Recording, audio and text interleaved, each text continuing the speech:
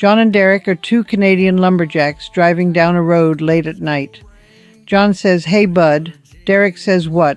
and turns the Jason Aldean up.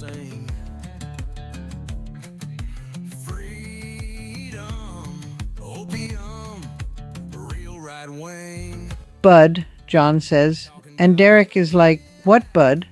sounding kind of pissed off because he is run down like the teeth on his husqvarna. What do you call a native woman walking down a highway at night with a 24-pack of beer? Derek turns the Aldean down just as Water Tower Part 3 is hitting the bridge. They hit the bridge too, and that's when Derek speaks up in a lecherous tone. "You mean like that one right there?" John laughs. "Yeah, a Coke." "Oh."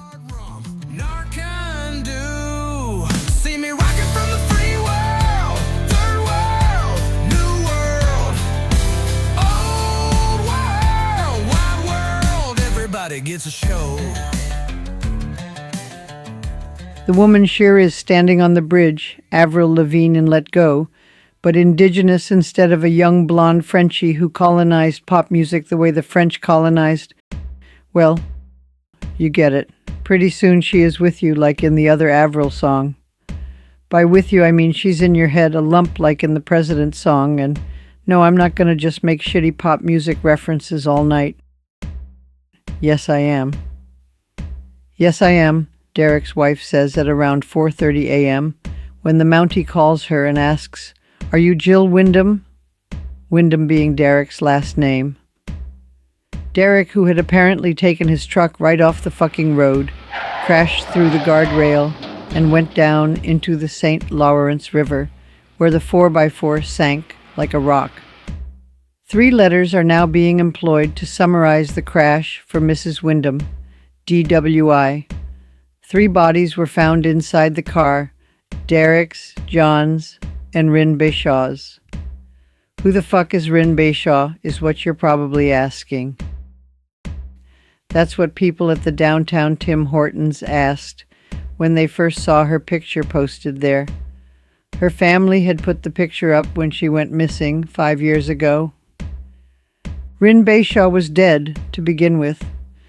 She was dead probably a week or so after going missing. She was an indigenous woman among invasive plants, cattails to be specific, and that ain't no ducktails, and her body was rotting in a swamp far downriver. So how did she wind up in Derek and John's truck? Also, the Mountie asks, presumably while he's riding on his government-issue moose, how the fuck was your husband able to maintain consciousness with a BAC that was 30 times the legal limit? Well, he doesn't say that, because there's no toxicology report yet. But when it comes out, he'll definitely say something similar, to himself, of course, not over the phone to Derek's grieving widow. Still, he is definitely incredulous as he's delivering the bad news to Mrs. Windham, a mother of 4, but who gives a shit? His body contained more alcohol than blood, he'll say in a hushed voice to a lab tech over the phone at some later date.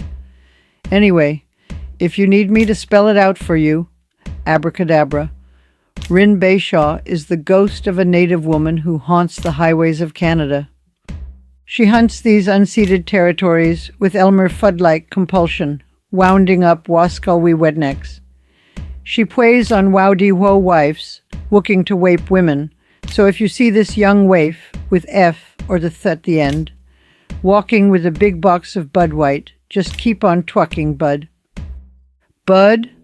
John says in an incrementally more feminist parallel universe that still has colonialism because reasons. What do you call her, bud? Derek says, half-heartedly answering John's joke. A cold case. John cracks up instantly. That isn't funny, man, Derek says, laughing himself. Ha, get it? 'Cause the case of beer is cold? John is still losing it. Yep, but I get it. John puts his hand on Derek's shoulder. Ha ha, get it because she's being objectified and compared to the cans of alcohol, and because her alcoholism is the object of the joke? Derek is getting annoyed again. Yeah, bud, it makes sense. John still won't let up. Ha, get it. Because in just 2020 alone, that is literally just that single year only, Bud 5,295 reports of missing Indigenous women and girls were filed, according to the National Crime Information Center. Now, Derek is like, what the fuck? Because this universe is incrementally more feminist, a racist like John would probably be outgrouped even harder than he would be in our universe. And that's disregarding the fact that he's probably autistic and doesn't read social cues very well, so Derek really wants to call him out. Bud, Derek says, now full-on constructively pissed off. Bud! Screamed John, and at this point Derek and John are flattened by a Bud Light tractor trailer veering into their lane.